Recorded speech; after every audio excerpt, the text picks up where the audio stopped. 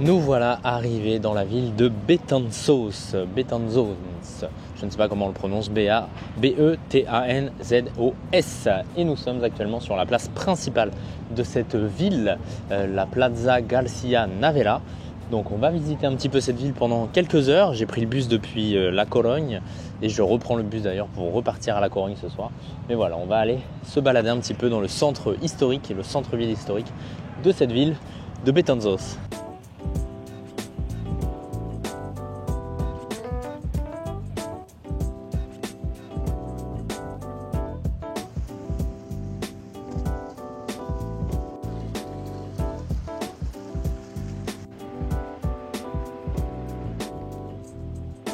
Bon, ça y est, là je pars m'aventurer dans cette ville de Betanzos. Ici on a une petite map des murailles, puisque oui, toutes ces villes à l'époque avaient des murailles. Alors il en reste plus ou moins, dans les villes comme Lugo par exemple, toute la muraille est encore là. Alors elle a été réhabilitée, etc. Mais en tout cas elle entoure toute la ville, tout le vieux cœur de la ville encore aujourd'hui. Et à cette époque, évidemment, c'est toujours plus compliqué de garder les murailles dans les villes. Donc ici, il n'y a pas forcément de muraille très importante. Par contre, on a la petite histoire. Et à cet emplacement précis, c'était l'ancienne porte de la ville. Et donc là, on rentre vraiment, on imagine qu'on rentre dans la porte, qu'on passe la porte en tout cas, et qu'on rentre dans la vieille ville, comme c'était à l'époque entouré par ces murailles.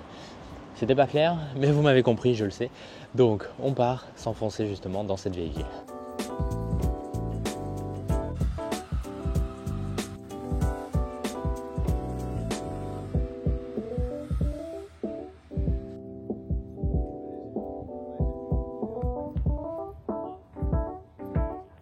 Bon, et là on est donc arrivé sur la place principale de l'époque médiévale, de la ville de Betanzos médiévale, à l'intérieur de ces murailles et de ces murs. Et on a ici une église avec la tour des Relaxos. Je ne sais pas ce que ça veut dire, mais si, a priori The Clock Tower, donc la tour du temps, qui a été construite au XVe siècle et qui a été reconstruit ensuite au XVIIe siècle. Bref, on va continuer de se balader un petit peu. Évidemment, les églises et les monuments sont fermés puisqu'on est l'après-midi et ici tout est ouvert majoritairement le matin et le soir. Mais bon, c'est pas grave, on va continuer de se balader comme d'habitude. Et la tour nous dit bonjour.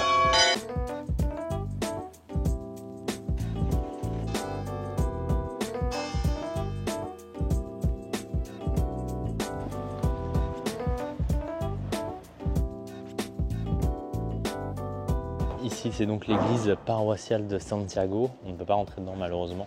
Elle est fermée comme je vous l'ai dit. Juste à côté, a priori, il y a la mairie, ou en tout cas l'une des parties de l'hôtel de ville et du gouvernement ici à Betanzos. Et en gros, ici, on est un peu sur le point le plus haut de la ville. Donc, tout est construit autour de cette place, de cette église, de cette mairie.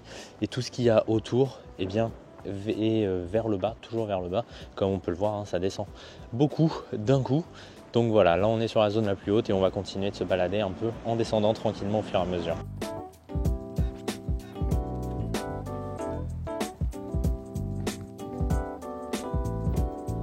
Là, quand je vous dis que ça descend et que ça monte vraiment, regardez ça, c'est vraiment une pente. Je vais remonter vers un peu l'église, mais je peux faire quasiment Michael Jackson ici.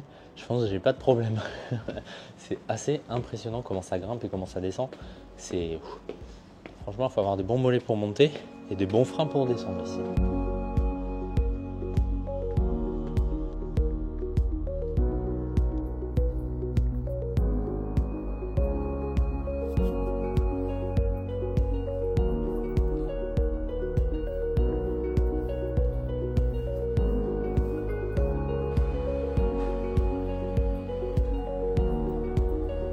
Donc il reste encore quelques portes. Celle-ci, c'est la porte da Ponte Nova.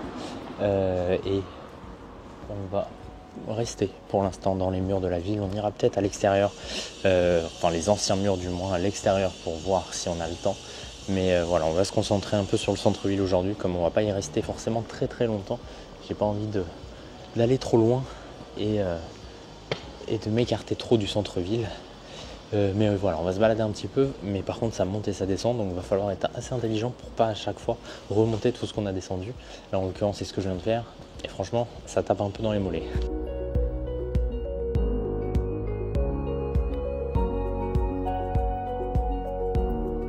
Et ici, on vient d'arriver devant l'église de San Francisco, qui a été construite au XIVe siècle et qui est de style gothique. Comme d'habitude, elle a l'air fermée. On a les horaires. Tardes, c'est ouvert de 16h30 à 18h, donc ça ouvre dans un quart d'heure. Par contre, il faut payer 2 € a priori. Donc voilà, on verra si on peut y rentrer d'ici un petit quart d'heure. On va continuer de se balader, mais a priori c'est l'une des églises les plus anciennes de la ville, puisque le XIVe siècle ça remonte un peu. Et là on est vraiment dans le cœur de la vieille ville. C'est un peu mort, c'est normal, il est 16h, tout le monde est je ne sais où, mais pas dehors en tout cas, ça c'est sûr. Mais bon, nous on se balade tranquillement comme ça, on en profite.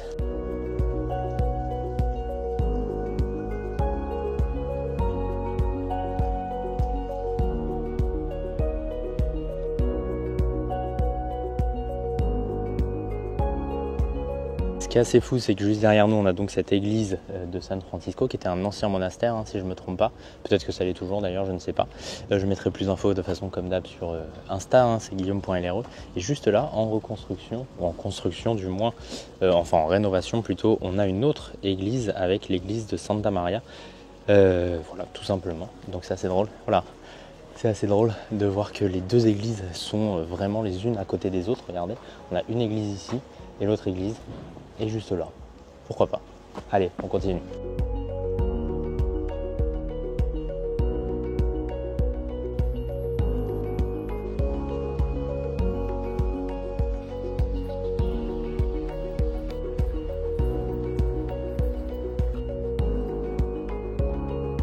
Bon, il commence à pleuvoir un peu là, mais ici on a la porte du Christ, qui est aussi connue sous le nom de Ribera Gate.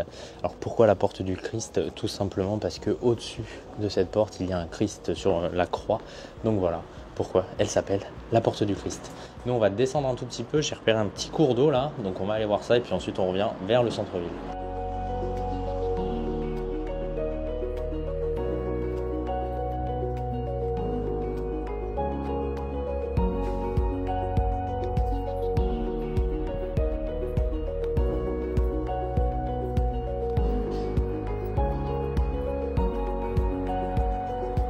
Bon là on l'a vu, on est revenu sur le passage du Saint-Jacques-de-Compostelle. Alors en soi, Saint-Jacques-de-Compostelle passe aussi par la Corogne, même si c'est pas le chemin traditionnel, le vieux chemin.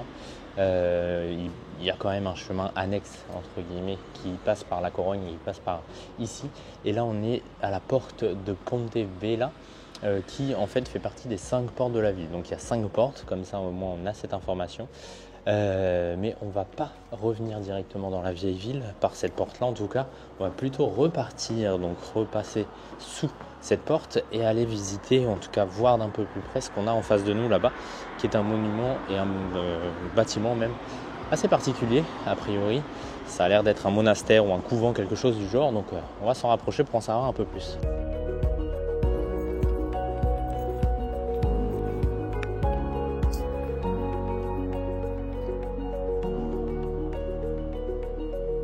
Alors c'est effectivement un couvent, on ne peut pas rentrer dedans a priori, on peut peut-être aller dans l'église si elle est ouverte du moins.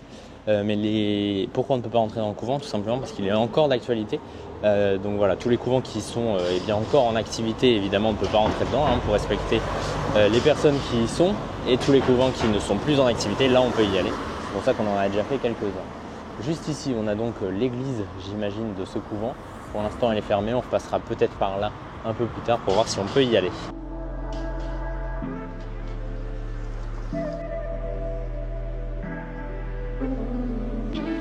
Et petite précision, ce couvent fait également office d'auberge pour les pèlerins, notamment de Saint-Jacques-de-Compostelle ou des autres chemins, puisqu'ici en Asturie ou en l'occurrence on est en Galice actuellement, il y a beaucoup de chemins annexes au chemin de Compostelle. Si on remonte par là-bas, on arrive sur la place sur laquelle on est arrivé, donc la place principale de la ville. On va pas y aller, on va plutôt continuer un peu sur ce chemin qui est pas forcément le plus intéressant, mais voilà. Et puis on va continuer d'essayer de se perdre dans cette ville tout simplement.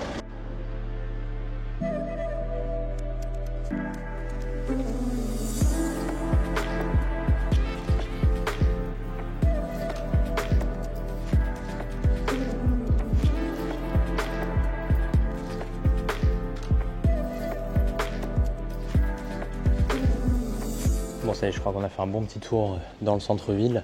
Là, je suis revenu à l'intérieur de cette ville, justement, de cette vieille ville. Et juste ici, on a une maison. C'est la Casa do Pobo qui a été construite en 1918. Donc voilà, je vous mettrai toujours un peu plus d'infos, comme d'hab sur Insta. Mais plutôt sympathique de découvrir toujours des belles petites maisons comme ça.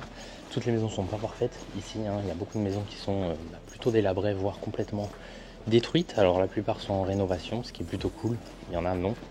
Mais bon, comme dans toutes les villes, et surtout là où il y a un cœur de ville historique, là où il y a une vieille ville, et il y a toujours des maisons qui sont un peu moins bien entretenues. Ça fait partie du jeu. Donc moi je vais essayer de rentrer dans les églises, on l'entend d'ailleurs, rentrer dans les églises pour pouvoir vous les montrer et puis ensuite continuer de me perdre encore un petit peu dans cette ville avant de reprendre le bus direction La Corogne.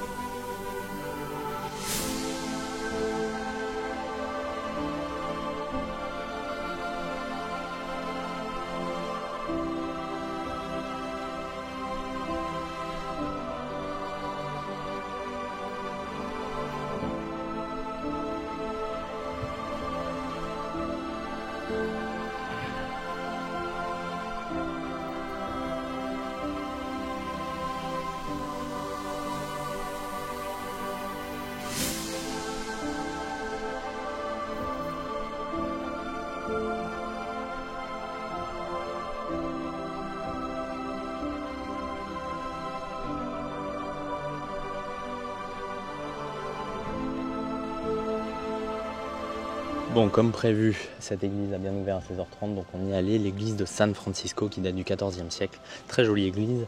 Par contre, la pluie vient d'arriver, ça aussi, c'était prévu pour le coup, donc on ne peut pas leur en vouloir.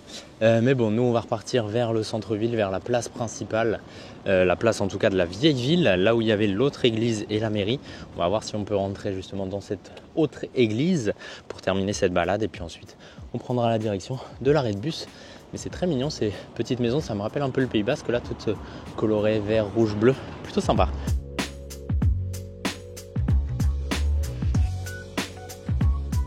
Et là il y a une autre auberge juste à côté de la vieille ville justement, enfin dans la vieille ville mais juste à côté de la place, voilà, de 36 places pour justement les pèlerins du chemin de Compostelle.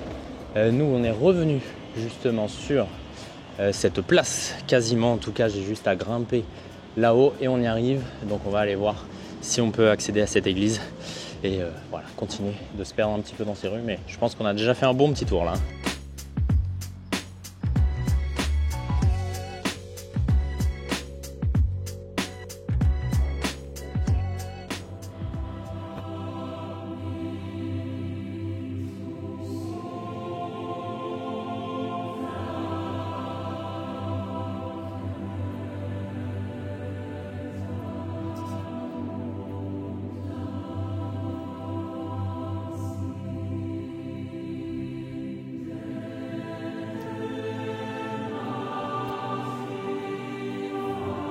Bon, on a réussi donc à rentrer dans cette église, quelque chose qui m'intéresse là-bas. Donc les églises ici ouvrent bien à 17h hein, et j'ai parlé un petit peu avec la personne là, qui était à l'intérieur, c'était plutôt sympa, on a discuté un peu du voyage, d'où je venais, etc. Et de l'art gothique aussi, puisque cette église est gothique, de style gothique galicien, hein, c'est pas tout à fait le même qu'en France ou ailleurs, mais voilà. Par contre il n'y avait pas de lumière, donc je sais pas pourquoi il n'y a pas de lumière dans cette église, mais bon, une belle... bref, peut-être qu'il fallait payer pour avoir de la lumière, des fois c'est comme ça. Et ça permet d'avoir de la lumière pour nous et pour eux d'avoir un peu d'argent pour entretenir l'église. Bref, je ne sais pas. On repart dans les rues de la ville, on va continuer de se balader un peu dans la zone que j'ai pas faite encore, donc qui est de l'autre côté de cette église, et puis ensuite direction la place principale. Il y avait également une autre église, décidément, et puis ensuite direction le bus pour rentrer à La Corogne.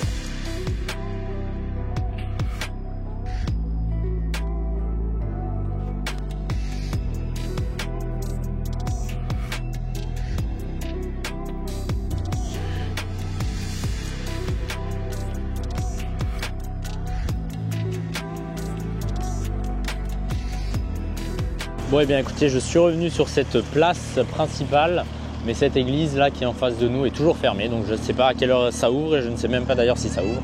Donc c'est pas grave, écoutez, c'est ici que va se terminer notre balade, donc dans cette ville. Pour voir les prochaines vidéos, toujours en Galice et ensuite au Portugal, n'oublie pas évidemment de t'abonner à cette chaîne et également à me rejoindre sur les réseaux et notamment Insta, c'est guillaume.lre, et je rentrerai un peu plus dans le détail de tous les monuments, notamment des églises que l'on voit sur notre parcours, puisqu'on est sur le parcours de Saint-Jacques-de-Compostelle et d'ailleurs l'une des prochaines villes sera Saint-Jacques-de-Compostelle. Sur ce, je te dis à très bientôt pour de nouvelles vidéos. Ciao!